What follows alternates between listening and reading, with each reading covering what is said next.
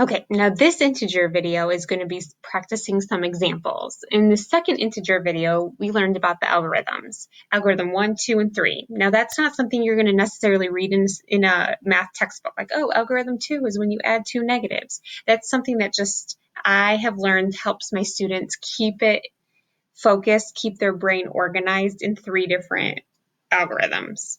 But make sure you understand mathematically why these algorithms work. All right, so I want you for the first three examples to write them down in your notebook or on notebook paper, and just right next to it, write down algorithm 1, algorithm 2, or algorithm 3, depending on the example. So for the first one, because I have two positives, that means it's algorithm number 1. For the second one, because I have one negative and one positive, I have one of each, that's algorithm number 3. And then for the third example, because I have two negatives, that's algorithm 2.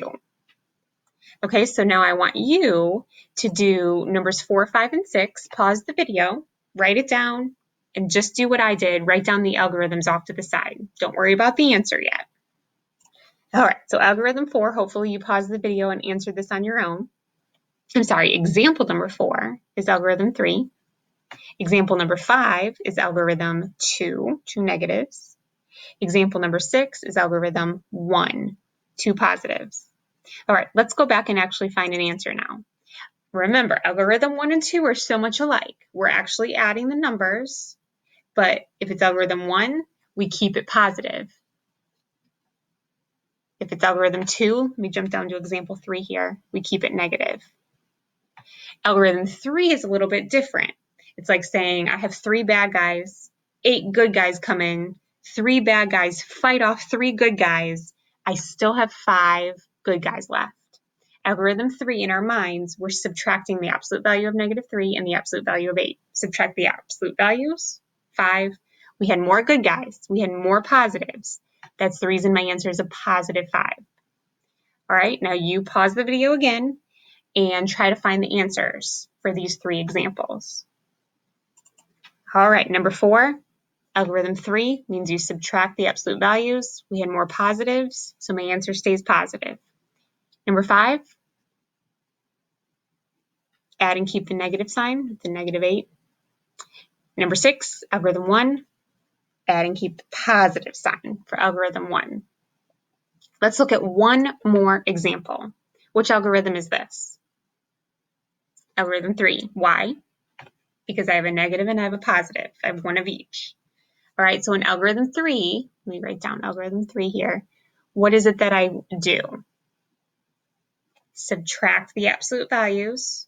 So absolute value of -12 is 12. Absolute value of 5 is 5. So subtract them. So we get 7. Okay, after we subtract in algorithm 3, we got to ask ourselves, is that 7 positive or is that 7 negative? It's negative, but why? Because I had more negatives in the problem to begin with. So I have 12 bad guys. 5 good guys come rushing into the scene. 5 of the bad guys fight off 5 of the good guys. Those are our 0 pairs. But I still have 7 bad guys left because I didn't have enough good guys to fight them off. So that is why my final answer is -7.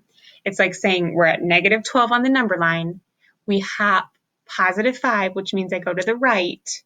I'm closer to 0 now. So I am at -7 now instead of at -12. It's like saying I owed $12. I gave you 5. So now I only owe you 7. And the word owe we're using as a negative sign here. So hopefully these algorithms can help you keep track of when are we really adding in our mind and keeping it positive, when are we adding in our mind and keeping it negative, and when are we subtracting the absolute values and figuring out, well, it could be positive or it could be negative depending on the problem. Hope that helps. I think you got it.